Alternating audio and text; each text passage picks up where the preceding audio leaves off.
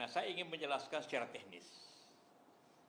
Sebenarnya efeknya berapa sih ini ke Indonesia? Nah, saya ingin menjelaskan begini.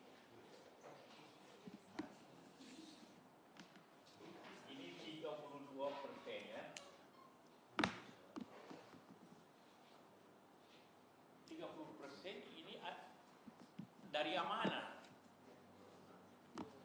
Ini kan dari harga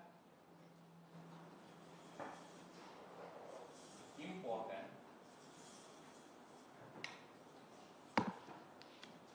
Impor. Indonesia harganya sepatu olahraga itu harganya itu,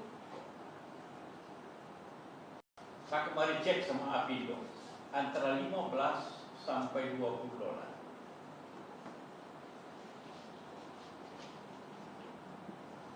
Itu sepatu. Nih. Jadi yang kena ini, berapa harga jual di Amerika? Harga jual, kalau Anda ke Amerika beli, itu antara 50 sampai 70 dolar.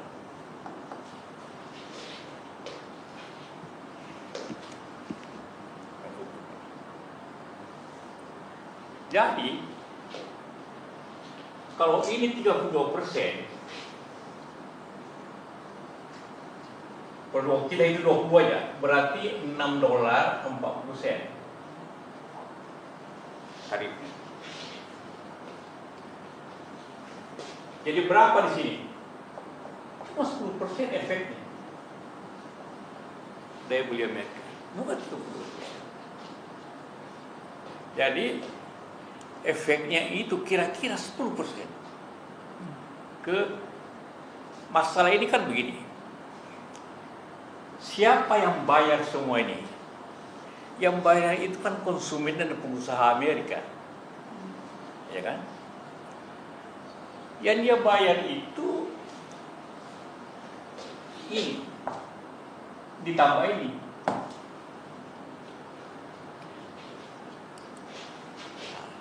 Ditambah 6, bukan 30% dari 50, bukan.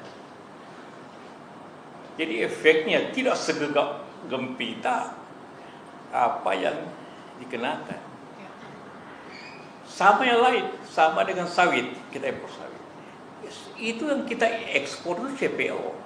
Harganya kira-kira 1.000 dolar per ton sekarang ini. Kalau di bawahnya, 900 sekian, katakanlah sih. Itu dijadikan sabun, dijadikan vakum, dijadikan minyak goreng. Itu mungkin harganya 3-4 kali lipat setelah itu. Jadi tidak berarti semua nanti hasil CPO itu efeknya di Amerika 36%, 32%, tidak. Paling tinggi 10% semua. Komponen listrik, itu komponen mobil macam-macam. Itu juga setelah dibeli naiknya luar biasa. Jadi efeknya itu kira-kira kurang lebihnya itu 10%.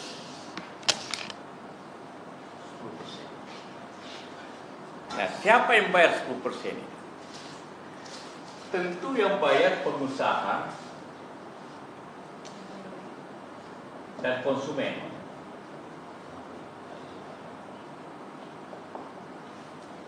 Amerika. Tentu Nike contohnya. Atau iPhone itu Microsoft. Maka mereka tentu tidak mau usaha. Tentu mereka tidak mau dagangnya habis.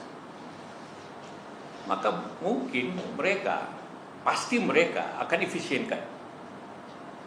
Pasti mereka mengurangi mungkin iklannya atau apanya, pegawainya, sehingga dia bisa hemat 5% katanya. Pasti itu. Karena Amerika yang mahal apa? Logistik, toko. Ya pasti efisienkan itu supaya jangan kehilangan konsumen. Jadi ini bisa 5% kurangi. Jadi ini kena hanya bisa 5% saja. Konsumen. Jadi akhirnya efeknya itu tidak besar untuk katakanlah untuk Indonesia kita. Kenapa? Karena tidak mungkin Amerika berhenti beli baju, tidak mungkin berhenti beli sabun, tidak mungkin berhenti beli sawit, tidak mungkin berhenti beli sepatu, tidak mungkin berhenti beli spare part. Nah, kalau kita lihat negara-negara saingan kita termasuk nomor 4. China 34, Vietnam 46, Thailand 36. Maka sebenarnya bagi pengusaha Indonesia bisa lebih efisien sedikit dibanding Vietnam. Saingan keras kita 46% dia. Mungkin kenanya dia 15% efek netnya.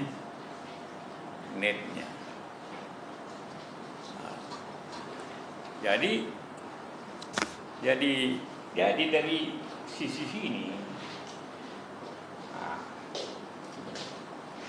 bahwa efek itu tidak sebesar itu menurut perkiraan saya. Kalau ini aja coba, dia beli 15, dia jual 60, dia jual 50. Yang kena biaya ini, bukan ini. Itu prinsip dipahami itu. Jadi tidak seperti itu. Nah, bahwa karena itu yang paling rugi nanti di Amerika sendiri. Karena itu kenapa sahamnya naik turun 16, sahamnya Microsoft, sahamnya turun semua saham. Karena yang kena nanti pengusaha Amerika yang kena sendiri. Dan juga di dunia ini yang kena juga Amerika. Contohnya di Kanada. Mobil tidak kena mobil berapa persen Kanada. Padahal di sana pabriknya Ford, pabriknya Chrysler. Di Meksiko, pabriknya GM, General Motors. Ada juga VW. Jadi juga yang kena tetap ini iPhone semua. Buatan apa? China, Vietnam. Amerika punya, tapi yang dibuatnya di China, kenapa biayanya masuk Amerika? Jadi ini semua pressure, karena ini yang paling banyak kenanya justru Amerika sendiri, yang bayar Amerika. Oh ini, yang bayar. Dia masuk itu, yang bayar, bukan kita yang bayar. Kita efeknya saja. Yaitu bahwa daya beli Amerika diperkirakan menurun karena harga naik. Jangan lupa, yang bayar Amerika yang bayar. Tetapi kemana uang itu? Kemana? Jadi tarif itu kemana? Bagi dua, bayar utang dan kurangi tax. Pajak. Jadi rakyat Amerika nanti dia membeli barang sedikit mahal, tapi pajaknya dikurangi. Jadi sebenarnya daya beli Amerika dia desain tidak terlalu turun. Kalau tidak terlalu turun, maka kalau naik harga 10%, 5%, mungkin ekonomi Amerika biasa saja.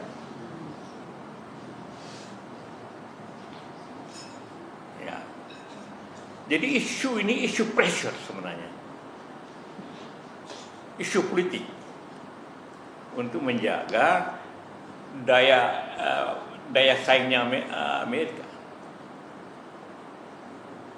daya saingnya Amerika supaya dia bisa berunding. China tidak berunding, dia kenakan juga yang sama. Efeknya kita memang ada kemungkinan barang-barang Cina, Vietnam, karena kita ada perjanjian perdagangan bebas, tetap jalan, masuk ke Indonesia lebih banyak. Tetapi barang-barang Indonesia juga bisa ke sana. Amerika lebih baik daripada beli Vietnam sekarang. Daya saing kita akibat ini dibanding Vietnam kan paling banyak ekspor ini ke Amerika. Daya saing kita lebih baik dibanding Vietnam sekarang. Kayak barang-barang itu. Walaupun kita tidak banyak. Jadi kita tidak perlu terlalu khawatir bahwa rupiah melemah. Ada efek positif dan negatif. Kalau rupiah melemah, artinya kita turunkan harga dolar, rupiahnya tetap. Jadi katakanlah pengusaha garment di Bandung, di mana kalau dolar mencapai 17.000 rupiah, supaya harganya di Amerika yang murah, turunkan $1, tidak apa-apa. Dia tetap menerima rupiah yang sama. Ya. Itu yang tidak disukai Amerika. Padahal dia sendiri bikin. Karena bikin dolarnya kuat, kita melemah kan. Bukan kita sengaja. Jadi efek negatif ini. Itu hal yang tentu saya ingin tulis sedikit barusan tadi pagi ini. Sama juga lain kayak CPO. CPO itu dia paling tinggi juga sepertiga 30% harganya, karena setelah itu jadi sabun di Amerika. Jadi minyak goreng harganya bisa berkali-kali lipat, 3 kali lipat. Yang kena cuma CPO-nya. Harga sabunnya mungkin naiknya cuma 5% daya beli. Kan ini kan masalah yang ditakutkan dunia ini, daya beli Amerika menurun. Sehingga tidak membeli lagi barang kita, sehingga pabrik tutup, sehingga banyak PHK. Semua langsung orang bicara PHK. Kira-kira yang PHK siapa? Pabrik baju cuma kena 10%. Sepatu tetap 10% maksimum. Kalau rupiah melemah, dia dapat rupiah yang sama. Gaji buruh tidak naik.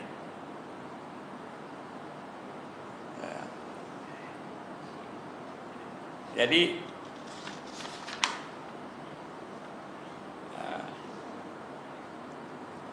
itu kira-kira yang saya ingin. Saya tidak bahas negara lain. Kita fokus ke efek ke Indonesia ini. Kalau menurut apa yang saya sampaikan, tidak sebesar apa yang kita takutkan. Tapi kira-kira Pak JK sampai kapan Trump bersikeras untuk mempertahankan sikapnya, karena ujung-ujungnya kan juga akan melukai ekonomi dia sendiri juga ke pengusaha. Tidak lama. Tidak lama. Kenapa? Karena tujuannya ialah meningkatkan industri dalam negeri Amerika. Tidak segampang itu meningkatkan itu. Pertama, katakanlah kasus Indonesia ingin agar pabrik sepatu tetap di Amerika. Di mana buruhnya, dari mana? Bagaimana mempersiapkan pabrik berapa bulan? Tiba-tiba harganya tidak mungkin semurah negara-negara Asia, tidak mungkin semurah. Tidak mungkin dia dapat $20 satu sepatu kalau yang kerjakan orang Amerika. Tidak mungkin itu. Ya. Mau tingkatkan pabrik mobil, berapa lama itu bisa ditingkatkan? Yang kedua, mereka sudah didirikan di Kanada. Jadi mereka nanti akan silakan. Mana? Kursi, tarik. Tarik aja. Tapi Pak JK melihatnya, kan tadi sempat disampaikan bahwa ini adalah salah satu isu politik begitu. Kita ketahui juga bisa jadi ini adalah isu geopolitik seperti yang disampaikan. Tapi apakah memang Trump ini mengharapkan agar negara-negara di sekitar itu melakukan negosiasi dengan Amerika Serikat? Iya, kan dia bilang masih terbuka negosiasi. Sebenarnya ini pressure untuk negosiasi. Sama dengan Anda beli sesuatu, kasih dulu harga tinggi, baru berunding. Jadi ini angka-angka pressure. Oke. Angka pressure. Itu biasa itu. Dulu juga periode pertama Trump begitu juga. Keras. Setelah itu turun. Dan seperti kita, di mana angka bahwa kita kasih 64%? Angka apa itu? Dari mana angka itu? Nah, jadi